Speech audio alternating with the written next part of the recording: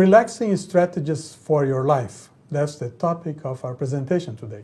今日同大家分享嘅題目係你生命之中嘅輕鬆策略。Most of us have a very busy life. 大多數嘅人都係非常之忙碌， We need to find time for relaxation. 所以我哋需要一啲時間去輕鬆一下。And also we need to find the right type of relaxation to compensate for our busy lives. 我哋亦都需要揾到啲真正能夠輕鬆到嘅一啲嘅活動，去幫助我哋。I will start this presentation with a joke. 首先同大家講一個小嘅笑話先。If you feel asleep at work, you have to find the right tip to tell your boss about that. 嗱，如果你工作嘅時候時時都瞌眼瞓嘅話咧，你需要有啲小貼士幫助你咧同 boss 咧做出合適嘅解釋。So try to use one of the following explanations if your boss finds you sleeping on the job.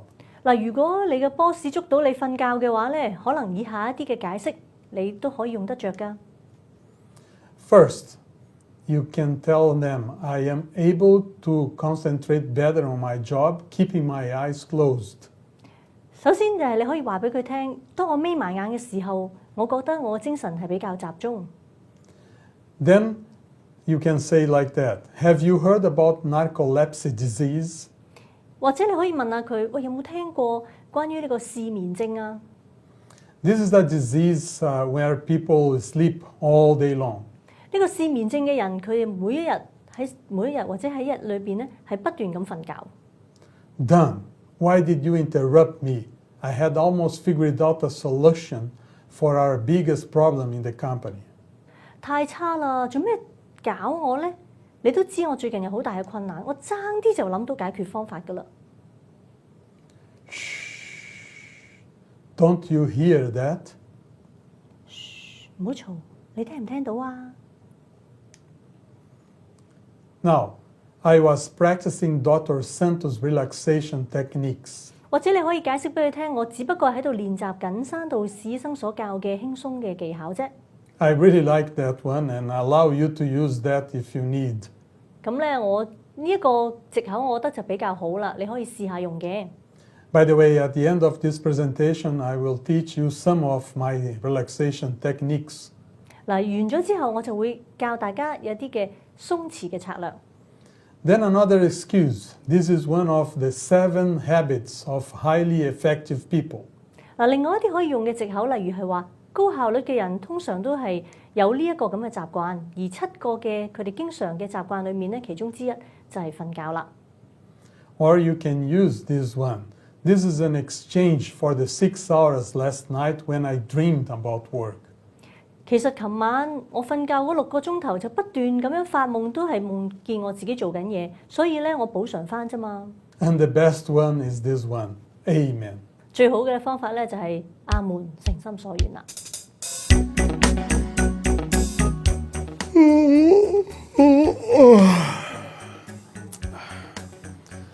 Well, the best thing for health is to sleep at night, as we mentioned before, 嗱，我如果想健康，最好就係夜晚瞓覺啦， and should not be more than 7 to 8 hours per night. 就唔好超過咧7至8個鐘喎。But if you feel too sleepy during the daytime, 但係如果你朝頭早仍然覺得好攰嘅話咧， you can take a short nap, not more than 15 minutes. 咁咧就可以做一個小睡嘅，但係唔好超過15分鐘。We also should allow our employees to have short naps during the day. 所以可能我哋都要容讓我哋嘅僱員咧喺日頭嘅時候，有個小睡。Because they will perform better and will have more productivity in their work. 因為佢哋會做得更加有效率，同埋咧係更加有成效嘅。So if you have people that nap, or if you are a napper, you should be not too much concerned. 嗱，如果你係有一啲小睡習慣嘅話咧，其實都冇乜相干嘅。Nappers tend to be leaders and some of our most productive members of society. 因為好多有小睡習慣嘅人，佢哋都係社會上面一啲領導嘅人，同埋咧喺社會上面咧係有生產力嘅人。Like famous nappers are Albert Einstein, 例如係愛因斯坦啦 And also some very famous presidents like John Kennedy, 或者好出名嘅總統約翰甘乃迪啦、Ronald Reagan, 朗奴列根， and even Bill Clinton. 或者咧係大家都熟悉嘅克林頓啦。So I would say, if you are a napper or if you have some employees that are napping in the job, 嗱，如果你自己係中意有啲小睡習慣，或者你嘅下屬係中意小睡嘅話咧， don't be so harsh on your own and on them. 嗱唔好覺得對佢哋咧係太過嚴謹啦。Because napping helps you to relax and makes you to produce, to perform much better. 因為當你有小睡習慣嘅時候，你係一啲嘅休息，能夠咧使到你咧係更加好嘅表現嘅。What is relaxation? 乜嘢係輕鬆或者鬆弛呢？ If you go to the dictionary, you have different definitions, 嗱，如果你查字典嘅話，你就會睇到另外一啲解釋， like mental or physical refreshment, 係指精神上、身體上一啲心曠神怡嘅感覺， reduction in strictness or severity. 減低呢個束縛同埋嚴肅感。 Normally, our bodies or our lives should have different periods of stress and relaxation. 事實上喺我哋嘅人生裏面，正常嚟講都應該係有一啲時段係輕鬆同埋緊張嘅。 When we have the stress periods, this is when we have the sympathetic system activate. 當我哋精神緊張起上嚟嘅時候，就係我哋嘅身體裏面嘅交感神經系統被刺激嘅時候啦。 So when this system is activated, you have what we call the stress response. 嗱，當呢個交感神經被刺激，我哋就有一個叫做壓力嘅反應出嚟。 So during this period, you have increase in the heart rate, in the blood pressure, the breathing rate, sweating, blood sugar levels.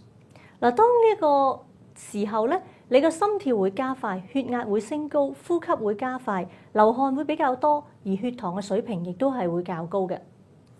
The digestion is reduced and blood goes to the muscles and the brain. 由於呢個血液去晒啲肌肉或者去晒腦部咧，所以呢個消化系統嘅功能就會削弱咗啦。 The other system is the parasympathetic nervous system. 其次就係副交感神經系統。 And that's why we are talking this presentation about relaxation. 嗱，所以我哋就係喺我哋今次嘅講論裏面咧，會提到一啲嘅鬆弛。 There is a reduction in the heart rate, in the blood pressure, in the breathing rate. 又因為咧，佢會減低我哋嘅心跳率啦，我哋嘅血壓啦，我哋嘅呼吸嘅速率啦， Less sweating and lower blood glucose. 會流少啲汗啦，同埋咧將我哋嘅血糖嘅水平係回復翻正常嘅。 The digestion is improved and then blood goes to internal organs. 嗱，呢個消化系統係會得到改善，而啲血液咧就會回流翻去我哋身體裏面嘅器官啦。 So many people are overusing the sympathetic system and not using or not having activities of the parasympathetic system. 嗱，好多時候咧，我哋就係過多係使用呢一個我哋叫做咧交感神經系統，而好少咧係用到呢個副交感神經系統。 We need to have a balance between these two systems. 嗱，我哋需要喺呢兩個系統之間係取得平衡。 Most of the people overuse the sympathetic system. 嗱，好多人咧，佢哋係過分咁樣使用呢個交感神經系統， And this will cause stress. 咁樣會令到我哋好大壓力。 So there is a need to have a parasympathetic activity. 嗱，所以我哋就需要咧係增加我哋一啲嘅刺激一啲嘅活動，係去呢一個副交感神經系統。 However, we have to be careful to do the right activities that promotes relaxation. 嗱，記住啊，我哋真係要揾一啲嘅策略或者揾一啲活動，真係可以幫到我哋輕鬆先得㗎。 Because some activities might affect the mind and the body negatively. 因為有一啲嘅活動咧係會負面咁樣刺激我哋嘅身心系統。 For instance, some people try to relax with the following activities, 有啲人咧，佢哋就用一啲錯誤嘅方法去鬆弛， like smoking, drinking alcohol, using drugs, or with addictive behaviors like sex, gambling, etc. 有啲人佢哋會用食煙啦、飲酒啦，或者係用藥啦，甚至係一啲嘅上癮性嘅行為，例如係性啦，或者係賭博等等。No doubts that some of these activities will produce some time of relaxation. 嗱，我哋唔否定咧，就係呢一啲咁樣嘅活動可以俾我哋有短暫嘅一啲嘅放鬆。But they will create addictive behaviors that will mostly affect the mind and increase the stress of the person. 但係最終佢哋會引致上癮，而刺激咗我哋嘅思想，使至到咧係我哋唔可以放鬆到。TV, as we mentioned, is a problem mostly for children. 睇電視對於小朋友嚟講係一個大問題。We should not allow children under 4 years old to watch TV at all. 嗱，我哋唔建議4歲以下嘅小朋友係睇電視。And for children older than 4 years old, we should limit the time to 1 hour a day. 嗱，至於大過4歲嘅小朋友，我哋只係建議佢每一日咧係睇唔超過1個鐘頭嘅電視。If you do like that, they will perform better in school. 咁樣佢哋喺學校嘅表現就會好啲啦。They will have more creativity and a better behavior too. 更加咧係有更多嘅創意，同埋喺學校裏面係有更好嘅表現。What is bad about TV is related to these activities. 嗱，究竟睇電視或者電影有咩唔好咧？就同以下嘅一啲嘅行為有關啦。Most of the TV movies promote immorality, violence, crime, addiction. 因為好多時候咧，電視就係渲染一啲唔道德嘅行為啦、暴力啦、罪行啦，甚至一啲上癮嘅行為。They have no lesson for life. They influence wrong behaviors. 嗱，佢哋對於呢個教育咧係完全冇教育嘅意味嘅，而且係渲染一啲不良嘅行為添。And affect your mind negatively. 而負面咁樣影響咗我哋嘅思維。Another problem with TV is related to crime. 嗱，電視另外一個唔好處咧，就係會同呢個犯罪嘅行為咧係有關係。These statistics in the United States proved that if TV were not invented, they would have these numbers. 嗱，呢一度咧就係美國做一個研究，佢哋話如果電視機從來都冇被發明嘅話咧，可能喺全個美國咧佢哋嘅罪行咧就會減低。Like 10,000 less homicides per year. 每年可以少1萬個殺人嘅案件啦。70,000 less rapes per year. 少7萬宗嘅強姦嘅案件啦。And 700,000 less injurious assaults per year. 而70萬咧就係一啲嘅傷人嘅案件添。So TV, mostly for children, have a bad effect. 嗱，呢一個電視對於呢一個小朋友特別係有啲不良嘅效果嘅。It produces a hypnotic type of effect. 佢產生一啲好似催眠咁嘅果效。Reduce interest in reading and learning. 嗱，減低佢哋閱讀啦同埋學習嘅興趣。Weakens the brain power. 削弱佢哋大腦嘅功能。Encourages a poor lifestyle habits. 鼓吹一啲唔健康嘅生活習慣。Encourages obesity. 令到人咧係肥胖啦。Increases daydreaming and weakens creativity. 增加佢哋喺日頭咧發白日夢嘅機會，而且咧係削弱咗佢哋嘅創造力嘅。You will be surprised, but many activities that you do today are related to what you have watched on TV. 嗱，你可能唔相信，今日你嘅生活行為好可能咧就係你喺電視裏面學翻嚟。Like what you eat, what you drink, what you wear, may be copied from what you watch on a movie or even in the commercials. 可能你今日食嘅嘢、飲嘅嘢，甚至係一啲你着嘅衫，都係受住你喺電視裏面所睇到嘅去學習嘅。Also, TV reduces your ability of discrimination. 電視機能夠減低咗我哋嘅識別能力。What I mean by that is that what you watch goes directly to your brain and does not give you time to see or to screen if it's good or bad. 嗱，其實呢個意味住乜嘢咧？就係話，當你睇到嘅嘢，你全部接收晒，你冇時間去思考究竟呢樣嘢係好定唔好。Influence violence and aggressiveness. 鼓吹咗暴力啦，同埋一啲侵略性嘅行為， and for children make them irritable 令到咧我哋嘅小朋友咧變得暴躁， and accelerates sexual activity. 渲染咗啲色情嘅活動。 And one problem is that you have less time for family interaction 亦都咧剝削咗我哋同家人之間嘅溝通嘅時間， and decreases spirituality. 減低咗我哋嘅屬靈生命。 So it's very interesting that the TV producers, they mentioned that they are reporting what happened in the society. 嗱，好多時候電視咧就會話俾你聽，我只不過係報導翻呢個日常生活所發生嘅嘢啫。 But if you check the movies, they have much more activities that are violent and that are crime. 但係當你再睇翻嘅時候咧，佢哋就會好多暴力嘅啦，同埋呢一啲罪行嘅活動。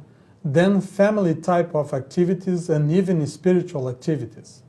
而冇咧係一啲譬如話家人之間嘅溝通嘅活動啊，或者係同一啲屬靈有關嘅節目。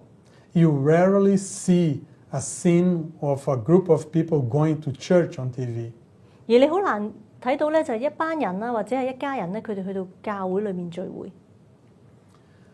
So there is also some good points if the movies are.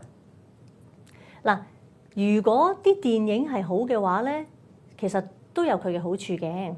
Relaxing, educational, have morals, are positives, and are a lesson for life, or portray positive behaviors. 尤其係一啲佢能夠幫你舒緩壓力嘅、有教育意味嘅、有道德意義嘅，或者係能夠灌輸正面嘅思想觀、人生哲理，或者咧係塑造正面行為嘅，呢啲都算係一啲好嘅電影。 So my advice is that don't wait for the movie to see if it's good or bad. Check it out before. 嗱，記住喎，唔好咧一路睇一路諗，一路睇下咧，究竟呢一套電視節目係好定唔好喎？而係睇之前就應該咧去睇一睇，究竟呢一套節目啱唔啱我哋。 So now let's talk about things that really relax. 嗱，我哋又講一啲真係能夠幫助我哋放鬆嘅嘢。 One of the best things for relaxation is the contact with nature. 嗱，呢個最好嘅方法咧，就係同大自然去接觸。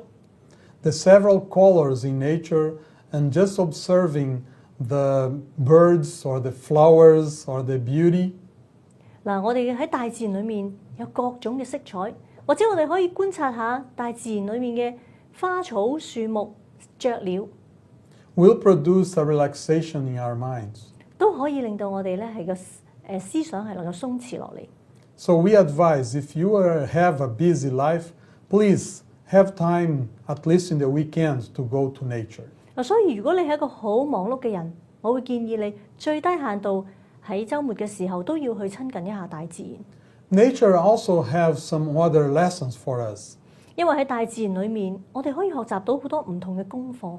Nature also can give us practical lessons for life.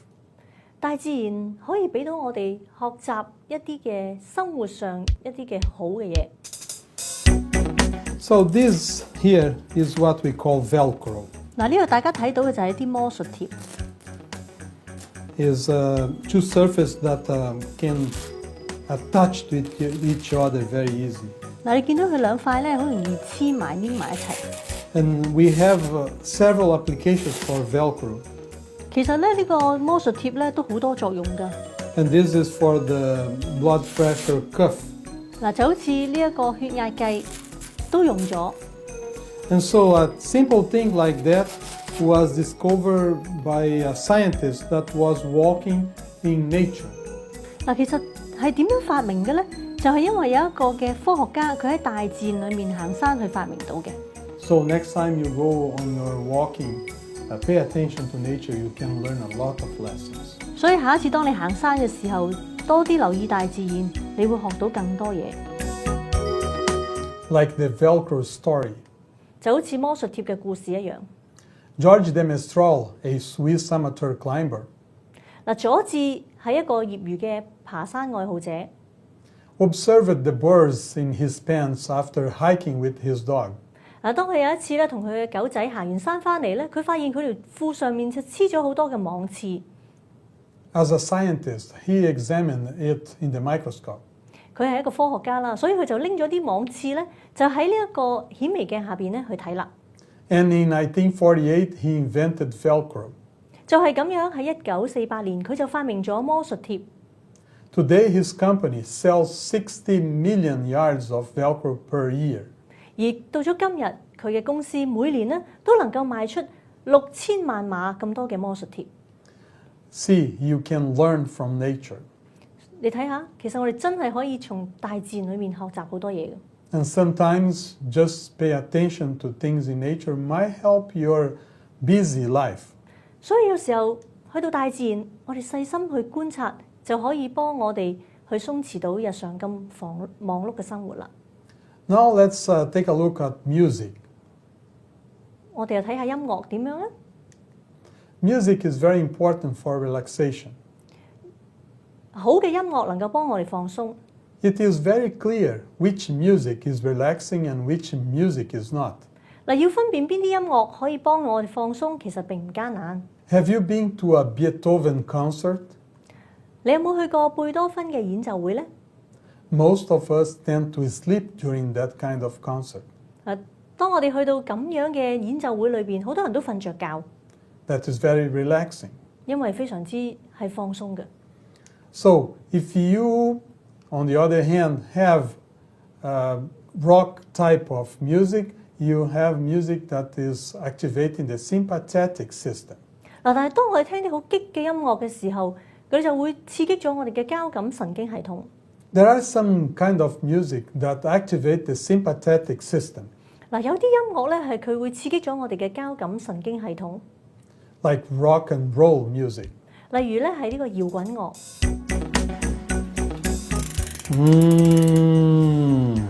Playing with children is a very good activity to relax.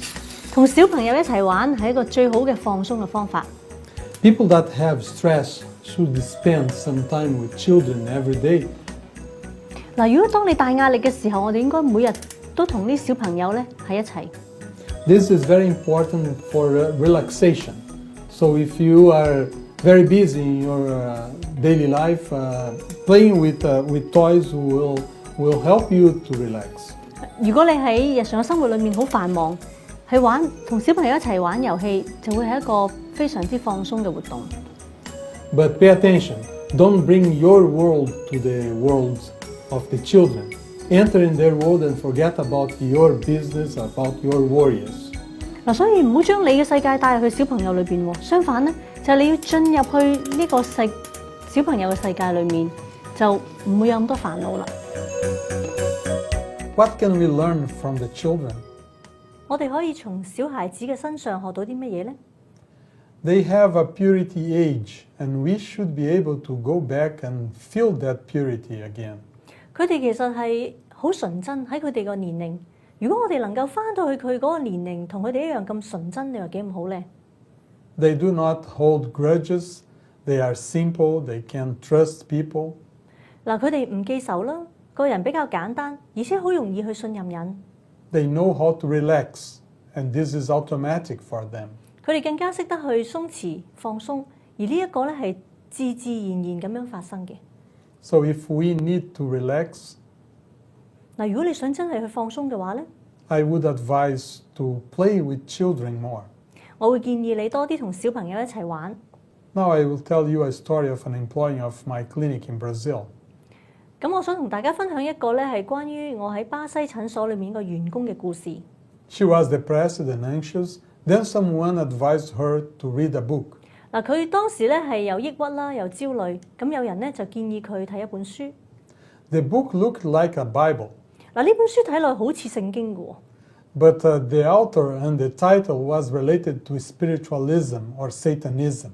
嗱，但係個作者同埋裏邊嘅內容，佢係講關於撒旦嘅嘢。 So after she finished the book, she got worse. 嗱，當佢睇完呢本書之後咧，個情況更加差。 She was crying, she was desperate, completely irrational. 當時佢就成日喊啦，又感到完全嘅絕望。 She had a mental breakdown. 佢完全失去理智，而可以講係咧精神崩潰。 But after a while, after some treatment, she improved. 嗱，經過一啲治療之後咧，佢好好多啦。But what I mean is that she experiment what is reading the wrong type of books. 嗱，咁當時其實佢係睇咗啲唔啱睇嘅書。So we have to be careful, most for our kids, what type of books are they reading. 所以我哋更加需要留意，究竟我哋嘅小朋友係睇緊啲乜嘢嘅書或者乜嘢嘅讀物咧？ So another thing that is important is you have to check, you have to screen the books for fiction or non-fiction books and that have stories with more principles and lessons for life. 嗱，有時候咧，我哋咧要睇一睇究竟呢啲書啱唔啱睇嚇。好多時候呢啲書咧就係譬如一啲非故事類型嘅書啦，一啲嘅作品，咁佢係含有教育意味同埋人生嘅哲理嘅。Mostly for children, they have to know when they read a book if it is a moral or a good lesson after the end of the book. 嗱，咁小朋友知道讀完之後咧，呢本書佢就會學到一啲關於道德性嘅嘢。Because this will affect their behavior for sure. 因為咁樣係會影響咗佢哋嘅行為㗎。I brought here two types of readings. 我帶咗兩種嘅讀物嚟。The Bible and a romance book. 呢度咧就係聖經同埋一啲愛情小説。So if you read a romance, you have some distraction. 嗱，當你睇愛情小説嘅時候咧，你都可以將注意力分散。But in terms of helping your life, you might not have much help here. 但係你話對於我哋日常生活嘅幫助咧，呢個就可能唔係可以帶到太多嘅指引啦。On the other hand, in the Bible, you have several instructions, very productive, very positive for your life. 但係相反地喺聖經裏面就有好多嘅正面嘅指引，係俾我哋喺日常生活裏面去應用。And this is very impressive because this book was written more than 2,000 years ago. 而呢本書竟然係喺2000年之前所寫嘅， And it still have messages for today. 但係仍然喺今日可以應用， And also have some stories that are very relaxing. 而且裏面亦都有好多嘅故事係可以令到我哋好放鬆嘅。So our advice is that spend less time with this kind of book and more time with this kind of book. 所以我建議大家少啲睇呢個愛情小説，而多啲睇聖經。 Now let's talk about laughter. 嗱，講下歡笑啊！ Laughter is very good, it's very relaxing. 嗱，笑係好好過，亦都係好能夠鬆弛到嘅。 But there are some rules that I would advise. 但係有啲規則我哋係需要遵守嘅。 Do not make fun of other people. 嗱，千祈唔好嘲笑別人喎。 And don't use laughter with sex or immoral things. 嗱，亦都唔好用一啲唔道德啦，或者係啲性嘅嘢去笑。 Try to make fun of yourself instead. 你只可以取笑自己好啦。 And laugh more about other jokes. 講一啲其他類型嘅一啲嘅笑話。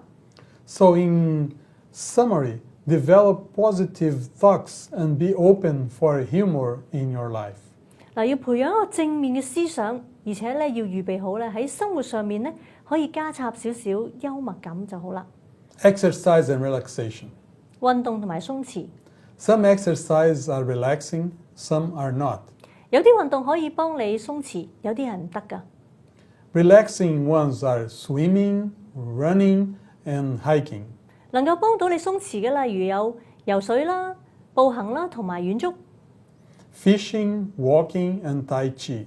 釣魚啦、步行同埋太極。 The ones that are not relaxing. 有啲係幫唔到我哋鬆弛嘅運動，有啲咩呢？ Boxing, American football, 例如係拳擊啦、美式足球、 wrestling, bungee jumping, car racing, and competitive sports. 摔角啦、笨豬跳、賽車同埋一啲競爭性嘅運動。 Please choose the right one for your relaxation. 所以要揀一啲真係能夠幫到你鬆弛嘅運動先好啊！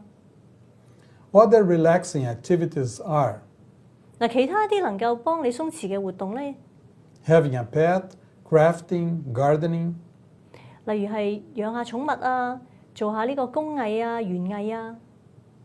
collecting, crocheting, writing. 收集一啲物件啦，或者編織同埋寫作等等。It is a very good idea to do something with your hands. 嗱，最好咧呢一個嘅活動係能夠需要用到你嘅手去做嘅。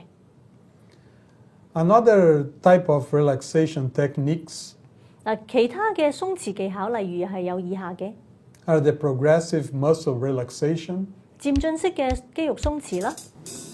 Now we are going to demonstrate the progressive muscle relaxation. 以下落嚟同大家介紹一個漸進式嘅肌肉鬆弛方法， Very good for people that have high level of stress. 特別係對於一啲好大壓力嘅人咧，係非常之好嘅。The procedure is very simple. We contract a group of muscle for 5 seconds and then relax. 其實非常之簡單，個程序就係話，我哋將一群組嘅肌肉收緊，然後咧係5秒鐘，跟住我哋放鬆翻。So you have to make an ugly face because we are going to start now with the face. 咁咧可能咧就會做一個嘅怪模樣啦。咁樣我哋會從面部開始，1、2、3、4、5，放鬆。我哋會再做一次，1、2、3、4、5，放鬆。Okay, now shoulders and arms. 跟住落嚟就係肩膊同埋呢個手臂啦。1、2、3、4、5，放鬆。再嚟一次。1、2、3、4、5，放鬆。Okay, now let's contract the belly. 跟住落嚟咧，我哋就係收縮我哋嘅腹部。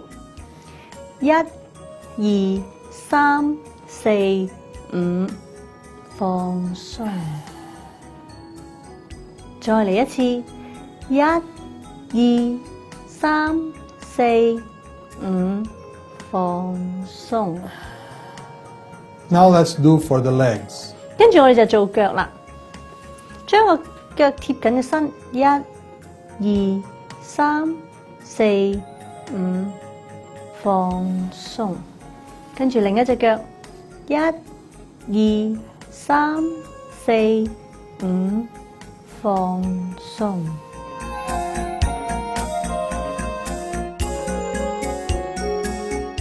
The stretching exercise. 伸展運動啦。Now let's do some stretching exercise that are good to relieve stress too. 或者我哋依家咧就做一啲嘅伸展運動，幫助我哋去鬆弛一下。So the first one is for the shoulder. 首先係膊頭嘅。Normally we have to count from 10 until 30. 嗱，我哋將個手拉近我哋嘅胸部，我哋係數咧10至到30秒。And do that, of course, in both sides. 當然一對手都要做啦。A variant of this stretching should be the hugging stretching. 另一個嘅選擇咧就係可以你選擇一個熊抱式嘅伸展。Okay, the other one is to relax, stretch the chest. 另一個咧就係伸展我哋胸部嘅肌肉，將隻手揸緊向上拉。Okay, now let's go to the anterior part of the arm. 我哋去做下呢個前臂上部分嘅。Then you don't forget to do both sides. 記住啦，都係兩邊嘅喎。Now let's do the posterior part of the arm. 然後咧就係後部分啦。我哋將手提升，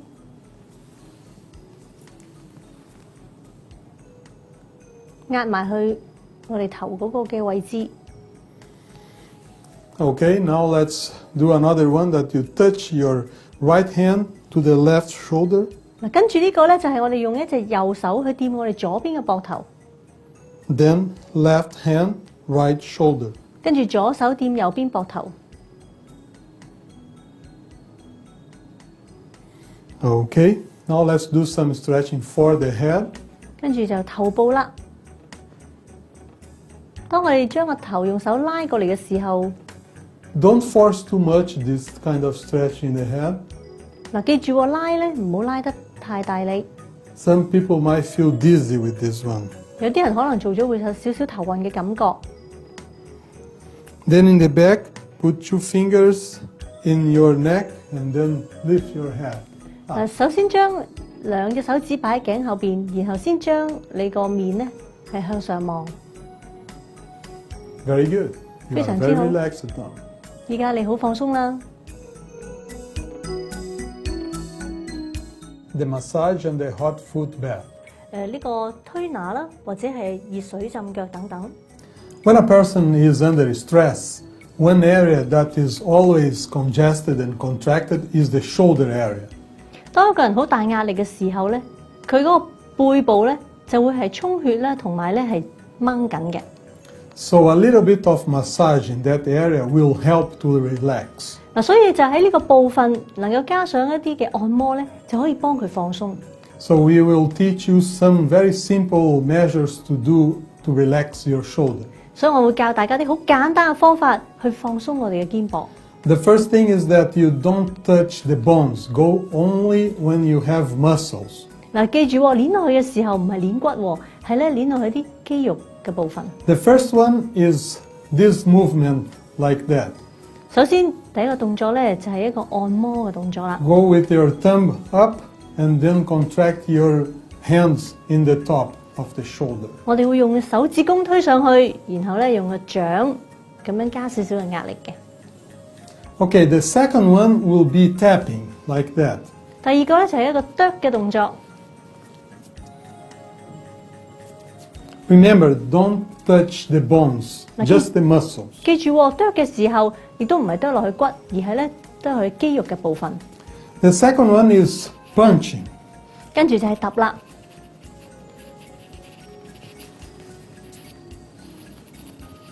Then you go tickling. 然後咧就係用點點嘅方法。And then you finish with scratching. 完嘅時候咧就好似個貓爪咁樣，慢慢咁樣。You could do that in your wife, or you can ask her or him to do that to you before you go to sleep. 嗱，所以我哋可以幫我哋嘅太太或者丈夫做啦，或者喺臨瞓之前咧叫佢咧幫我哋做咧，都係好好嘅喎。To have a good relaxation, we will teach you another technique. 要真正咁樣好好放鬆，我哋教你另一個方法。The hot foot bath that is good to relax and good to improve the sleep at night. 熱水浸腳可以幫助我哋放鬆，更加可以幫助我哋改善夜晚嘅睡眠。And the procedure is very simple. We just need a bucket and some warm water.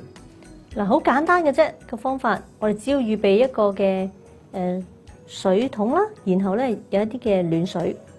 So let's go for the procedure. 或者我哋睇下個程序啊。So let's put the feet in the water, and the water should not be more than 40 degrees Celsius. 首先將啲腳咧係擺落去嗰個暖水裏面，但係呢啲水咧千祈唔好超過40度嘅攝氏喎。And we advise to go between 20 to 30 minutes. 咁浸喺度咧大概20至30分鐘。And you have to keep the warmth on the water with another jar of water, and just to keep the heat of the water. 嗱，耐唔時咧就要將一啲嘅熱水加落去，因為咧要保持翻呢個暖水嘅溫度。If you don't have a thermometer, you just put your hand always to see if the water is okay, not too hot, to not burn the feet. 嗱，如果你唔係好肯定啲水溫咧，可以用嘅手試一試佢。最重要咧就係唔會太冷啦，或者唔會辣親。Also, you can add some herbals there, like peppermint or lemongrass. 嗱，或者你都可以加啲嘅香草，好似香茅啦，或者係個薄荷葉咁。This will increase the relaxation effect of the bath. 因為咁樣會增加咗嗰個放鬆嘅效果。We advise you to do that before you go to sleep. 我哋建議大家喺臨瞓前做呢個咁樣嘅動作。So have a good hot foot bath. 希望你都能夠享受呢個暖水浸腳啊！ At the end of this presentation, 喺完結之前， we will talk about the most important thing for relaxation. 我哋要講一講最重要能夠幫到我哋輕鬆嘅一啲策略。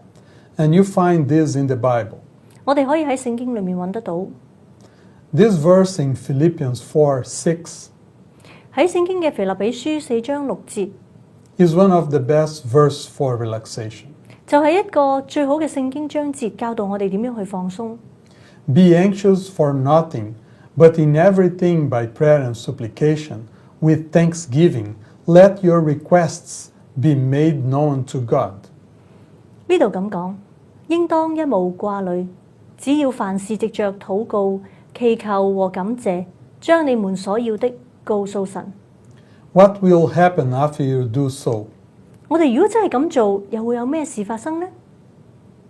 And the peace of God, which surpasses all understanding, will guard your hearts and minds through Christ Jesus. 神所賜出人意外嘅平安，必定喺基督耶穌裏保守你哋嘅心懷意念。You need relaxation, have the peace of God in your life. 如果你真係需要放鬆嘅話，我哋就真係需要神所賜出人意外嘅平安喺我哋心裏啦。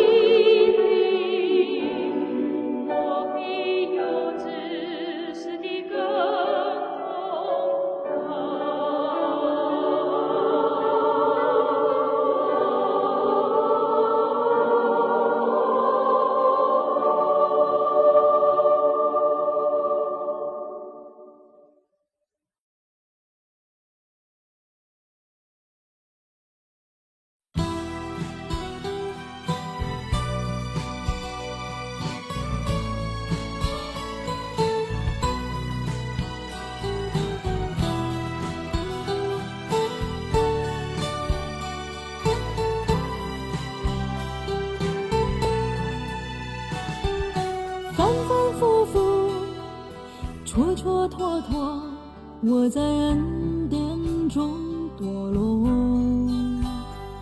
在赌徒的光景中得意忘形，我在主面前自卑。可是主手终不撇弃我，谁是没有罪，谁则可以告诉我，在我心里深处的回响，我被赦免是你的爱多，不再徘徊，不再蹉跎，我知你仍爱着我，你涂抹我罪孽，改变我的错，我不再缺欠什么，因为主手总不撇弃我，谁是没有罪，谁则可以告诉我，在我心里深处的回响，我被赦免是你的爱多。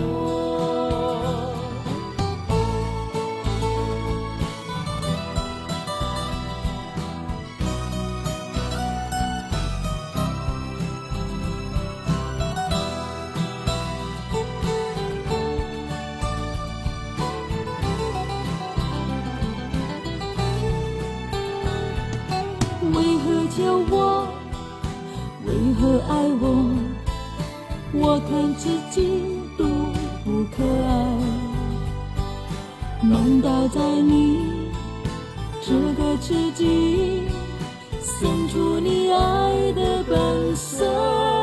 因为主说总不撇弃我，谁是没有追随着可以告诉我，在我心里深处的回响，我被赦免是你的爱多。